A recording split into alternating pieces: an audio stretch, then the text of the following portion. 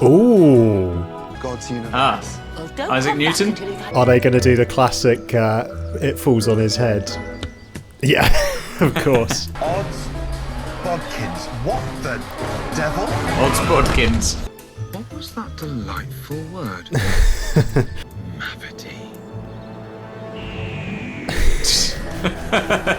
Well, hello and welcome back to the Shallow Proclamation. My name's Paul, and as always, I'm joined by Thomas. Not your fault. Yes, it was. What can we It was entirely her fault. Yeah, definitely her fault.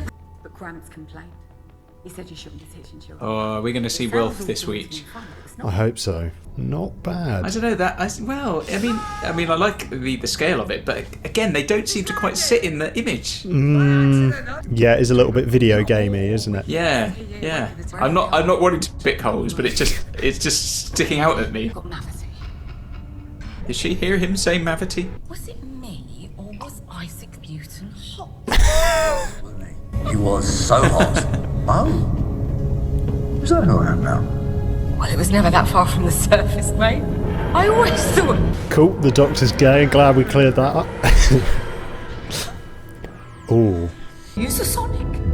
It was in the keyhole. Oh, that's clever. He's lost both. That is a good way of dealing with the fact that the sonic screwdriver is very powerful, isn't it? Get rid of it at the start of the episode. Now we feel the vulnerability a lot more. One of the criticisms of the sonic screwdriver has been the way it's used as too much of a get out of jail free card in the modern era. Yeah. And in the last episode we saw it was actually even more overpowered, wasn't it? Yeah. I mean, you could literally use it to get out of jail, couldn't you? Yeah. It's very Marvin, isn't it? Yeah. You're very right in your description that it has a very that corridor has a very video game-esque look. Yeah. You see, this is immediately this is better. Better, isn't it? We've got a chair, it's a good sign, it's a life form with a bum.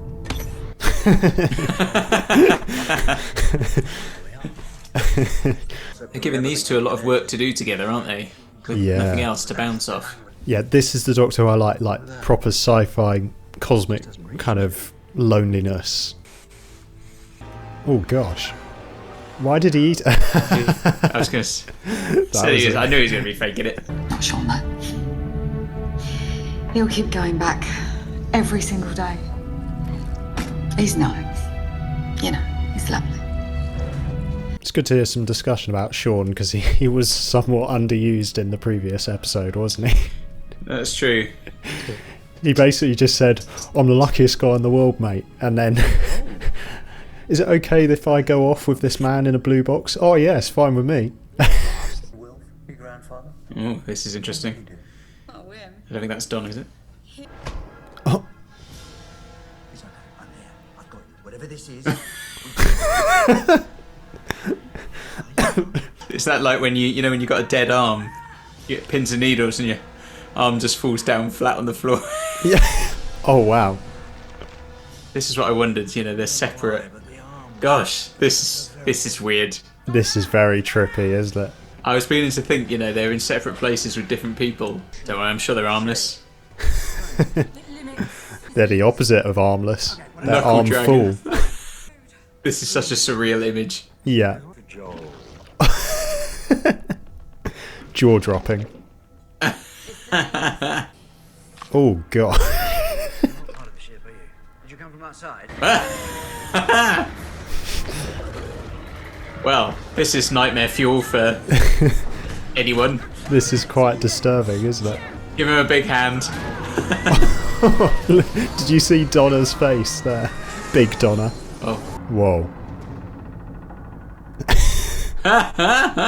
You don't know where you're from. The flux. Oh, we've remembered that now. Yeah. Went full exorcist there. I know, didn't it's very... When he turned around then, I thought he was to be like, I'm the Doctor. I'm the Time Lord from the planet Gallifrey. I'm 903 years old. So you can't do that now, thanks, Chibnall. Yes, that's true. It's always a good conceit, isn't it? Who's who. Why did he have that in his pocket? Caught in the gravity field. Caught in the what? Mavity field. Oh, it's because Isaac Newton called it Mavity, that their history has now changed, so is that why Donna's calling it Mavity? They changed history slightly by interrupting Isaac Newton in that moment. Long old run up that corridor. Yeah. Now he decides to do that. Skateboard TARDIS. TARDIS like a skateboard. Oh no, it's going to be the wrong one, isn't it? Maybe he knows though. Maybe he knows he's got the wrong one. He's deliberately done that. Whoa. That was quite a high concept premise, wasn't it? Well, it's still going. Very much so. I invoked a superstition at the edge of the universe. Is this a way for the toy maker to come back in some way, do you think? Where have you been since I last saw you? He's not going to tell her, is he? Yeah. How could you? How would you fit in? What would you say in the next 2 sentences that would summarise what's happened since then? The Doctor's always been one for secrets. Oh, yes. Hey! Oh, this is the interaction we've been waiting on. Oh, I think this is where we get the toy maker's entrance. Maybe. There was some scenes in the trailer that looked a bit like this. Gosh. Wow. I'm still not sure about this breathy No. thing. I like the look of the titles, and I like the theme when we listen to the live version, but this hard-panned breathiness, I'm not a massive fan of, I have to be honest. No, it's an odd choice. It's like someone doing burpees. I enjoyed it. I thought it was a very high concept story. These creatures who you don't discover their actual form, but they're learning and they're becoming the Doctor and Donna to try and get into the universe and wreak havoc. So that was an interesting concept. It was a little bit like Midnight, wasn't it, in that they're kind of imitating. And I love the idea of a ship being at the edge of everything, just nothing outside. That felt genuinely mysterious. I think the CGI was a bit shonky at points. It was maybe a little overambitious with what it could do. I think there are a lot of things that it would have been better if they'd just gone simpler and kept things practical. Yeah, I mean, I really enjoyed it as well. Very early on when we had sort of the characters, the Doctor and Donna with like these massive arms and stuff, and then giant versions of themselves kind of chasing them down the corridor, suddenly getting bigger and bigger and smashing into the walls as they get kind of so large they can't move. So that imagery is so sort of surreal and striking. I also enjoyed the use of the word oddbodkins, which I'm going to be trying to use from now on. I've also written down it's a life form with a bum. Yeah. Which I thought was a great line. That You know, was good. when you think, is it a humanoid? You know, is it carbon based or silicon based? Is it like, does it look like us? Does it have a bum? That's the main question. That's how all enemies and aliens on Doctor Who should be identified from now on. Basically, does it have a bum? Yeah. I thought there was some really good stuff in the bit where they were standing over the salt. There was a sort of real sinister air. The Echoes of Midnight, which would be a good name for a story, but the Echoes of Midnight from season 4. I mean, Midnight for me is one of the great stories of Doctor Who, precisely because you don't get much of an explanation. There were, like you say, elements of that in this, and the unknown, the skateboard TARDIS. Like, I know some people are going to hate that. Some people are absolutely going to hate it. Yeah, without a doubt. I quite liked it. I mean, it's just a silly little thing, isn't it? You know. Yeah. Made me laugh. I mean, seeing Wilf at the end. Oh. I mean, we all want a bit more Cribbins, don't we? Yeah, that was quite a cliffhanger, wasn't it? Because it was like, oh yeah, beautiful reunion, and then he just goes, cool, now we've got that out of the way. The world is literally falling apart around us. Also, I mean, it's quite that final shot of having an aircraft crash and explode in London. Yeah. That seems quite bleak. It's so conceivably real. Like, yeah. I don't know. I'm not getting my knickers in a twist over anything, but it just thought it was a very striking image to have at the end of an episode. Is it all connected somehow? I imagine it might be. There's that ominous line where the Doctor's like, I invoked a superstition at the edge of the universe, has that come into play. And also the Meep in the previous episode says something like, oh, just wait till I tell the boss, or something like that. So just a sense, I wonder if behind all these threats there is another figure. It is leading us towards the return of the Toymaker somehow. How are you finding Tennant and Tate back in the roles? It is different, is what I would say, which is good in a way, because you don't want it to just be a rehash of what it was, over a decade ago. And it couldn't be in a way. I think some of the more intimate conversations, like in the Tardis at the end when they were talking, I really believed that and I felt that. Sometimes I'm finding the 14th Doctor, he sometimes seems a bit too flippant. There's just that little bit of sometimes the odd thing with the Doctor where I feel like it doesn't feel like I'm watching the Doctor. I feel like I'm watching David Tennant being the Doctor. Like trying to recreate a role from a long time ago that isn't quite there anymore.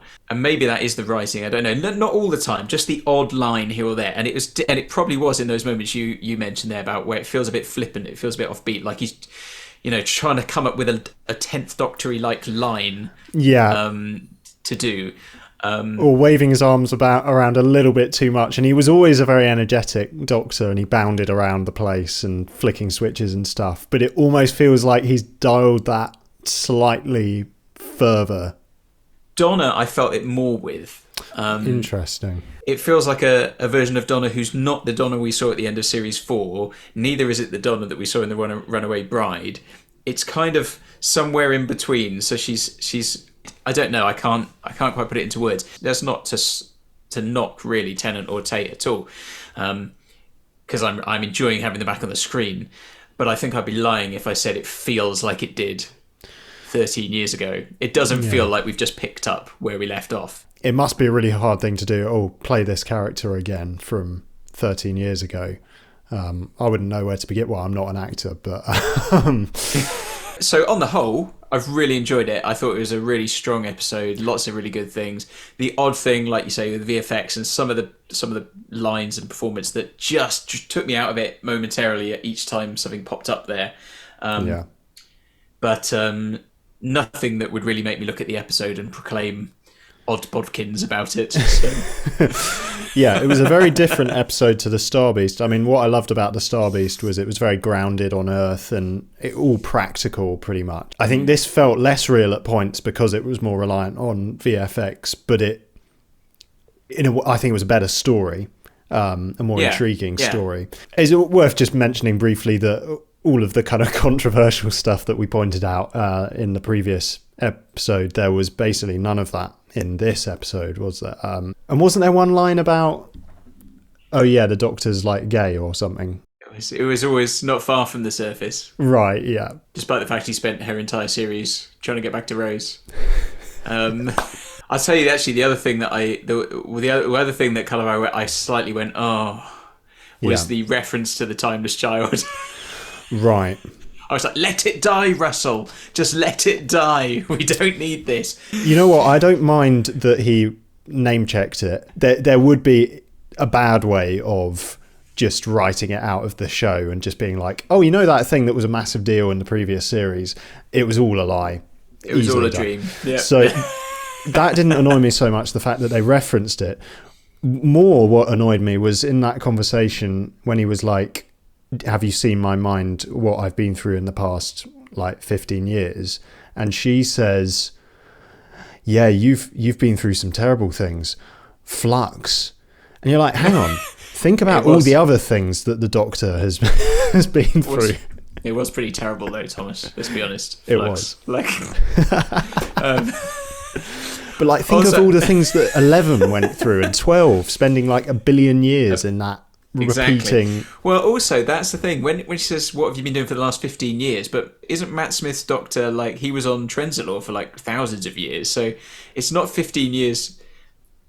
Like it's not 15 years for the Doctor, is it? The time streams and the Canon are rupturing, Paul. Well, I was wondering that because it's been 13 years for us, but Rose is 15 for them. Yes. Why have they squeezed an extra 2? What's happened there? Maybe it's just set in maybe it's not really supposed to be set in 2023. Yeah, maybe they realised that trying to make Yasmin Finney pass as a 13-year-old was too difficult.